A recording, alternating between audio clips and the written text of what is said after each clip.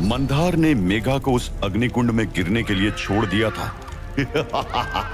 वो उस अग्निकुंड में स्वाहा होने वाली थी, लेकिन तभी मंदार ने फिर से उस रस्सी को पकड़ लिया। मेघा उस अग्निकुंड तक नहीं पहुंच पाई थी। मंदार ने रस्सी खींच ली। मंदार ने मेघा की तरफ देखते हुए कहा, हाँ, तुझे अभी नहीं मरना है। विहान को तो नहीं तड़पा सका, लेकिन विहान की बहन को तो तड़पा सकता हूं ना। अभी बहुत काम है। उस कालवेद को निकालने का सही मुहूर्त भी निकलवाना है। मंदार ने मेघा को वहीं ऊंचाई पर जंजीरों में बंधे रहने दिया और उस गुफा से बाहर निकल गया। उधर विहान रोशनी की मौसी के घर के अंदर खाट पर अभी भी बेहोश पड़ा हुआ था, जागने की उम्मीद के बीच झूलता हुआ। बाहर तेज बारिश हो रही थी। झोपड़ी के एक ओर बैठी थी रोशनी की मौसी, जो पत्थर के सिलबट्टे पर जड़ी बूटियां पीस रही थी। हर पत्ते और हर बूटी में कोई पुराना रहस्य छिपा था, जीवन की लौ को वापस बुलाने का रहस्य। पास ही बैठे थे धर्म और रोशनी। दोनों की आंखों में थकान और चिंता साफ दिख रही थी। धर्म ने गंभीर होते हुए अपने पास बैठी रोशनी से कहा, 5 दिन हो चुके हैं। विहान की नाड़ी कभी तेज कभी बिल्कुल धीमी हो जाती है। ये चुप्पी मुझे डरा रही है। अब तक उसे होश में आ जाना चाहिए था। रोशनी की नजरें विहान पर ही थी। पता नहीं होश में आने पर वो खुद को कैसे संभालेगा। भाई की मौत की खबर, बहन के गायब होने की खबर, कैसे बर्दाश्त करेगा विहान ये सब। रोशनी की आंखें नम हो चुकी थी। अपने गम को कम करने के लिए रोशनी अपनी मौसी के पास आकर बैठ गई। क्या लगता है मौसी, कितना समय लगेगा विहान को ठीक होने में? रोशनी की मौसी अभी भी सिलबट्टे पर जड़ी बूटियां पीस रही थी। रोशनी के सवाल पर वो अचानक रुक गई, फिर विहान की ओर एक टक देखने लगी और कहा, उसकी आत्मा बहुत गहरी यात्रा पर चली गई है। ये सिर्फ जख्म नहीं है, उस पर अंधेरे ने वार किया है। उसकी चेतना को भीतर से बांध लिया है। यह औषधि अग्नि कलश जो मैं बना रही हूं, उसे धीरे धीरे खींच कर वापस लाएगी। धर्म भी मौसी के पास आकर बैठ गया और उत्सुकता से बोला, तो कब जागेगा विहान? मौसी ने गंभीर आवाज में कहा, हर दिन 1 बूंद देनी होगी। 1 महीना 30 दिन, तब जाकर उसकी चेतना में हलचल होगी। तब भी वो पूरा नहीं लौटेगा, बस उसकी आंखें हिलेगी। धर्म ने एक गहरी सांस लेते हुए कहा, सब ठीक होगा ना? मौसी ने एक गहरी सोच के साथ कहा, अंदर की लड़ाई बाहर से बड़ी होती है। विहान का युद्ध शरीर से नहीं, आत्मा से है। विहान की सांसें अब भी धीमी थी। मौसी ने औषधि को उसके होंठों पर एक लकड़ी की चम्मच से लगाया। बस 1 बूंद। उसकी पलकें हल्की सी फड़की, लेकिन फिर से थम गई। धर्म और रोशनी को अब बस इंतजार था विहान के होश में आने का। कुछ दिन यूं ही बीत गए। वहीं कहीं हजारों मील दूर मंदार को इंतजार था उस अमावस्या की रात का, जो 10 दिन बाद आने वाली थी। कालवेद को निकालने का वही मुहूर्त निकला था। अपनी गुफा में एक पुरानी विशाल पत्थर की मूर्ति के सामने पूरे अंधेरे में खड़ा था मंदार। वो मूर्ति उसके कुलगुरु की थी। सामने एक तेल का दिया टिमटिमा रहा था।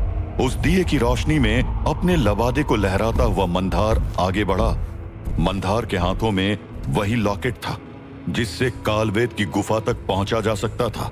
मंदार उस विशाल मूर्ति के सामने आकर खड़ा हो गया। उसे देख वो जोर जोर से हंसने लगा। मंदार ने लॉकेट आगे करते हुए कहा, कुलगुरु, क्या कहा था आपने? मैं कभी कालवेद तक नहीं पहुंच पाऊंगा। अरे सब भ्रम था आपका। आपकी चेतावनियों से कांपने वाले और होंगे, मंदार नहीं। मंदार फिर जोर से हंसा। उसने उस लॉकेट को घूर कर देखा, फिर अपने माथे से लगाया और उस मूर्ति की ओर दिखाते हुए चिल्लाया, देखो इसे, यही है वो चाबी जो आपके बनाए सारे बंधनों को तोड़ चुकी है। कितनी बड़ी बड़ी बातें की थी ना आपने, और मेरे पिताजी ने भी कहा था कि मैं कभी उस तक पहुंच ही नहीं पाऊंगा। एक अहंकार के साथ मंदार ने अपने हाथ में रखे हड्डियों के त्रिशूल को जमीन पर पटका। आसपास की जमीन तक कांपने लगी थी। मंदार जहां खड़ा था वहां का पत्थर ऊपर उठने लगा था। ठीक उस मूर्ति की आंखों के सामने आकर मंदार रुक गया। फिर उस मूर्ति की आंखों में झांक कर देखते हुए मंदार ने गुस्से की चमक के साथ ललकारा, आपकी और पिताजी की बातों में रहता तो एक साधारण प्राणी बनकर रह जाता। क्या भविष्यवाणी थी आप लोगों की, हैं? काल वेद को पाकर अपने अंत को बुलाऊंगा, लेकिन मैं अंत से नहीं डरता कुलगुरु। मैं अंत को अपने अधीन कर चुका हूं। सच कहूं तो आपकी और पिताजी की इतनी बड़ी बड़ी भविष्यवाणियां होती थी ना कि मुझे तो नींद ही आने लगती थी। आप बुजुर्गों की यही समस्या है, भाषण बहुत देते हो, लेकिन क्या मतलब उस भाषण का? कुछ सही होता तो है नहीं है। आपके कहे अनुसार तो ये लॉकेट मेरे पास आ ही नहीं पाता। मंदार ने उस लॉकेट को घुमाकर अपनी हथेली पर रखा और अपनी आंखें बंद करते हुए बोला, 10 दिन, सिर्फ 10 दिन और फिर अमावस्या की रात होगी, जब चंद्रमा की जगह सिर्फ मेरा अंधकार फैलेगा। ये कहते हुए मंदार उस पत्थर से नीचे कूद गया। जमीन फिर कांपी। मंदार उस लॉकेट को देखते हुए मुस्कुराया। उस रात जब आकाश मौन होगा, जब धरती की छाती फटेगी, मैं उस गुफा को खोलूंगा और इस बार सिर्फ गुफा नहीं खुलेगी, वो कालवेद भी मेरे हाथ आएगा।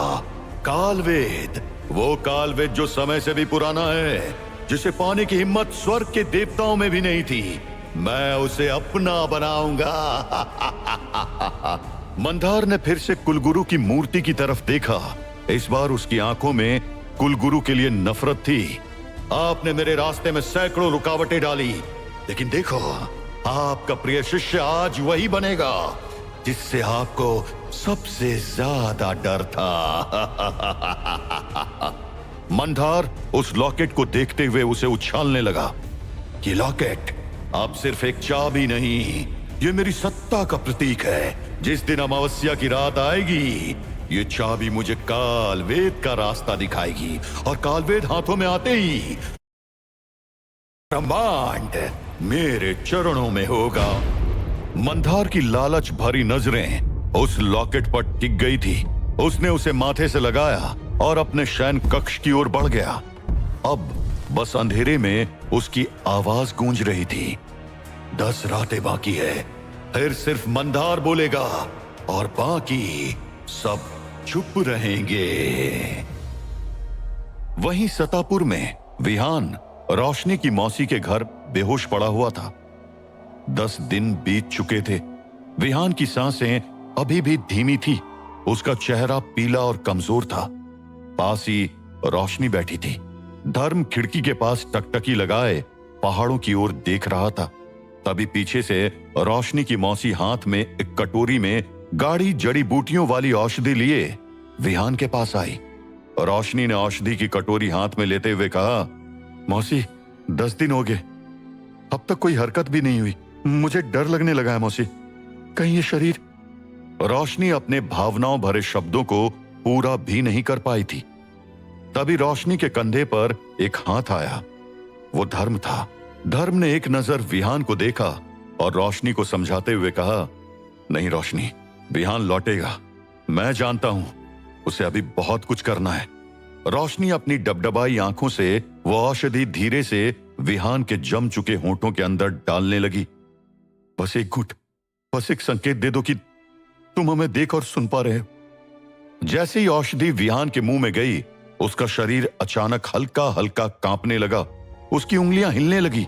रोशनी बड़बड़ाई, कैप्टन, मौसी। रोशनी की सांसें थम सी गई थी। धर्म और मौसी ने भी चौंक कर विहान की तरफ देखा। रोशनी ने धर्म को देखते हुए कहा, कैप्टन, देखा आपने? देखा, विहान के हाथ हिले। विहान की हरकतें फिर से बंद हो गई। रोशनी के चेहरे पर मायूसी दिखने लगी। उसने धर्म की ओर देखते हुए कहा, आपने देखा ना, विहान ने हरकत की, उसका हाथ भी हिला था। धर्म ने रोशनी के कंधे पर हाथ रखते हुए कहा, शायद ये तुम्हारा भ्रम होगा। मौसी ने भी आगे आते हुए कहा, औषधि का असर होने में समय लगता है, इतनी जल्दी संभव नहीं है विहान का होश में आना। मौसी की बात पूरी भी नहीं हो पाई थी कि विहान के हाथों की उंगलियां फिर से हिलने लगी। इस बार उसके पैर भी हिल रहे थे। रोशनी खुशी से चीखी, कैप्टन, मौसी देखो। इस बार विहान के शरीर की हरकत धर्म और मौसी ने भी देखी। जहां धर्म की आंखों से आंसू छलक आए, वहीं मौसी भी हैरान थी। विहान की पलकों में भी हरकत होने लगी थी। अब उसकी आंखें धीरे धीरे खुलने लगी थी। उसकी नजर सबसे पहले सामने बैठी रोशनी पर पड़ी। उसे कुछ भी साफ नहीं दिख रहा था, लेकिन उसे आसपास की आवाजें सुनाई दे रही थी। मौसी अभी भी हैरान थी। देवी, ये तो महीनों का इलाज था। ये औषधि इतनी जल्दी असर कैसे कर गई? धर्म ने एक मुस्कुराहट के साथ कहा, यह उस औषधि के असर के साथ साथ विहान की इच्छा शक्ति का भी नतीजा है। तभी विहान ने कांपती आवाज में पूछा, कहां हूं मैं? रोशनी ने विहान का हाथ पकड़ते हुए खुशी से कहा, विहान, तुम्हें होश आ गया। रोशनी की आंखें भी छलक गई। मौसी ने विहान के माथे पर हाथ रखते हुए अपनी आंखें बंद की, फिर कुछ महसूस करते हुए कहा, शरीर अभी बहुत कमजोर है, लेकिन चेतना वापस आ गई है। ये चमत्कार है। विहान उठने की कोशिश करने लगा, लेकिन उसकी कमजोरी उसे उठने नहीं दे रही थी। रोशनी ने उसे सहारा देकर बैठाने की कोशिश की। दूसरी तरफ से धर्म ने मदद की। विहान दीवार से टेक लगाकर बैठ गया। धुंधली नजरों से आसपास देखते हुए विहान ने पूछा, मेघा कहाँ है? विहान के इस सवाल पर झोपड़ी का सारा वातावरण एकदम ठहर सा गया। मौसी चुपचाप पीछे हट गई। धर्म का चेहरा सख्त हो गया और रोशनी की आंखों में आंसू आ गए। मेघा कहाँ है, ये सिर्फ अभी मंदार को पता था, जिसने उसे अपनी गुफा के तहखाने में एक काल कोठरी में बंद कर रखा था। वो काल कोठरी जहां सर्द अंधेरा पसरा हुआ था। अंदर एक कोना जहां लोहे की जंजीरों में जकड़ी मेघा अग्निकुंड के ऊपर लटकी हुई थी, आधी बेहोश आधे होश में, चेहरा सूजा हुआ, होंठ फटे, पर आंखों में बेचैनी। दरवाजे पर लोहे की जंजीरें खड़की और भारी कदमों की आहट गूंज उठी। पत्थरों पर जलती मशाल की रोशनी में एक साया उभरा। मंदार, काला लबादा, लाल आंखें और चेहरे पर अहंकार की हंसी। एक हाथ में हड्डियों का त्रिशूल और दूसरे हाथ में वही लॉकेट। मंदार काल कोठरी का दरवाजा खोलते ही चिल्लाया, आखिरकार जो मैं चाहता था वो आज मुझे मिलेगा। आज अमावस्या है और आज इस अंधेरे की रात में कालवेद मेरी मुट्ठी में होगा। वो तेजी से अंदर आया, रस्सी से बंधी जंजीरों को ढीला किया और अगले ही पल मेघा उसके कदमों में आकर गिरी। उसने मेघा के पास झुकते हुए कहा, तेरा भाई, तेरा वीर महान विहान कुछ नहीं कर पाया। तो 10 दिन से पड़ी हुई है कीड़े मकोड़े की तरह, लेकिन उसकी आत्मा तक तुझे बचाने नहीं आई। मेघा ने मुश्किल से गर्दन उठाई और कांपते हुए धीमी आवाज में बोली, छोड़ दो मुझे। ये मुझे कहां लाकर रख दिया है? क्यों कर रहे हो ऐसा? मंदार ने हंसते हुए कहा, काल वेद के लिए जो जल्दी मेरे हाथों में आने वाला है।